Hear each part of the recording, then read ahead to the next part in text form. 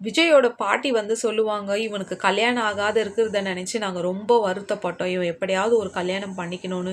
இன்னைக்கு நாங்கள் ரொம்ப ஃபீல் பண்ணுறோம். விஜய் ஏன் தான் கல்யாணம் பண்ணிக்கினானோ? ஏன்னா அவன் அமைதியாக இருந்ததுனாலே நல்லா இருப்பான். என்னைக்கு உன்னை கல்யாணம் பண்ணின்னு வந்தானோ அன்னிலேருந்து என் பேரனுக்கு நிம்மதியும் போயிடுச்சு, இந்த வீட்டில் சந்தோஷமும் போயிடுச்சு. எங்கேருந்து தான் உன்னை பிடிச்சின்னு வந்தான்னு தெரிலன்ட்டு."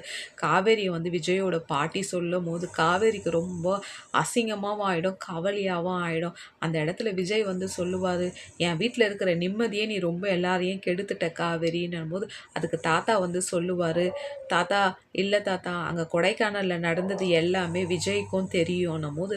அப்போ வந்து விஜயோட சித்தி வந்து கேட்பாங்க, "அப்போ எல்லாமே புருஷனும் பொண்டாட்டியும் சேர்ந்து தான் இன்னைக்கு என் பையனோட நிச்சயதார்த்தத்தை நீங்கள் கெடுத்துருக்கிறீங்களான்னும் போது." அதுக்கு விஜய் வந்து சொல்லுவார், "ஏன் சித்தி நீங்கள் தப்பு தப்பாகவே புரிஞ்சுக்கிறீங்கன்னும் போது." "இல்லை விஜய், உன் மேலே நான் ரொம்ப ஆசை வச்சுருந்தேன், நீ எல்லாத்தையும் எடுத்துன்னு போயிட்டு என்னை எங்கேயோ விட்டுட்ட."